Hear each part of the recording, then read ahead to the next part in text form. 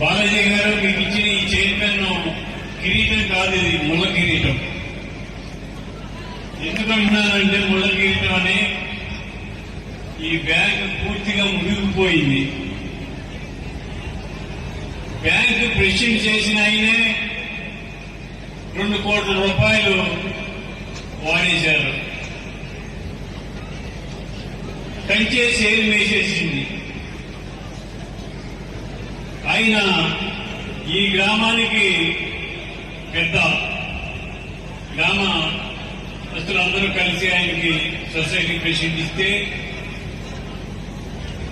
8 కోట్ల రూపాయలు అడ్వాన్స్ ఉంటే దాంట్లో 2 కోట్ల రూపాయలు ఆయనే తీసేసుకున్నారు. తీసేసుకుంటే అసలు వడ్డీతోటి 3 కోట్ల పైన అవుతుంది. ఈ మొత్తాన్ని 2 ఎకరాల 93 సెంట్లు ఆయన షూరిటీ ఇచ్చారు. ఆ షూరిటీని తీసుకుంటే దాని మీద భీమవరం బ్యాంకులోనూ అమరావతి బ్యాంకులోనూ కోర్టులో వేశారు. ఈ భూమి బ్యాంకు కాదు, నాదని. నాయకులందరికీ కూడా మరొకసారి ధన్యవాదాలు, నమస్కారాలు తెలియజేస్తున్నారు. కూడా ఈ అవకాశం ఉపయోగించుకొని ఒక మంచి కార్యక్రమానికి రుణాలు ఇచ్చి తిరిగి వసూలు చేసుకునే ప్రక్రియ 1904లో స్టార్ట్ అయినటువంటి సహకార సంఘం 2004లో జవహర్ బాబు గారు ప్రయత్నం చేశారు.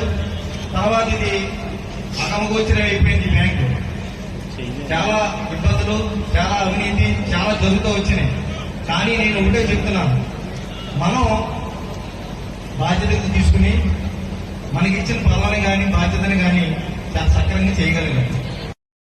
చైర్మన్ గా నాకు ఇవ్వడం అనే దాంట్లో కీలక పాత్ర మత్స్యపూరి గ్రామ ప్రతి జన సైనికుడిది.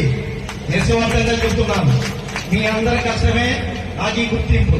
నేను ఎవరిని పరుగు పొందును ఎక్కలేదు. కేవలం మీరు పార్టీని తల్లిగా భావించి సఫలీని చేయరు కాబట్టే ఈ రోజు నాకు ఇంటికి వచ్చింది.